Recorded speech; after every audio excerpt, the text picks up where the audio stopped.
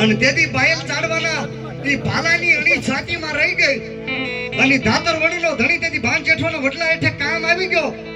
પણ એના હગા મામાએ કીધું ભલા માના રાજપૂત થઈને ગાય વળવા આવ્યો અને રોવા બેઠો છો. રોતો નથી મામા તો કે પણ રઘુકુલ રીતિ સદા ચલી આવી, પ્રાણ જાય પણ વચન ન જાય. હે કરીને કાઢી નાખે ને ક્યાંય કાયમ ન આવે. બાકી મરદની એક જ જીભાન હોય, એનો જીવ જાય પણ એની કોઈ દી જીભાન ન જાય. મામા હું પદ્માને પાછો નહીં દઈ શકું. હું એને ચોપાટનું વરદાન દઈને વચન આપીને હમણાં અધૂરી રાખજે કે કાંઈ કેવું છે કે હા કેવું છે, શું કેવું છે? મામા મારી પદ્માને કહેજો તમે જાજે હા માફ કરજો, મારા ખભે ભગવું છે. હું શક્તિનો વાહક છું.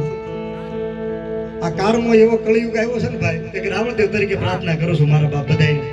અહીંયા કોઈ એવું છે જ નહીં, પણ કાલે અમારે યુટ્યુબમાં મારો વિડીયો જોયો હરેશભાઈ, તો એક પ્રાર્થના રાવણદેવ તરીકે મારા ખભે ભગવું છે.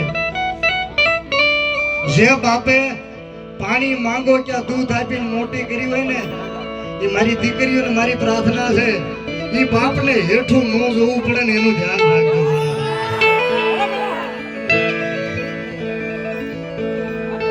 એક 3 મહિના તમારી વાહે આટા મારે ને ક્યાં તમે આંધળા થઈ જાઓ, ઓલા તમારા બાપે 20 વર્ષથી તમને મોટી. અત્યારે તો એઆઈ નો ને ઇન્સ્ટાગ્રામ નો ને ફેસબુક નો આ બધો જમાનો, થોડાક ચેતતા રહેજો મારા બાપ. જેના ઘરે ધર્મ હશે, જેના ઘરે મર્યાદા હશે, જેના દીકરી ને દીકરા હવરમાં મઠમાં કે મંદિરમાં કે પોતાના ઘરે દીવા કરતા હોય ને પગે લાગીને ધંધે નોકરીએ જતા હશે, એને પરિવારને 2-3 પેઢી સુધી વાંધો નહીં આવે. બાકી અત્યારના પ્રેમની વાતો નથી, આ તો મર્યા પછી પાળ્યા એની વાતો છે. એટલા માટે મામા મારી પદ્માને કહેજો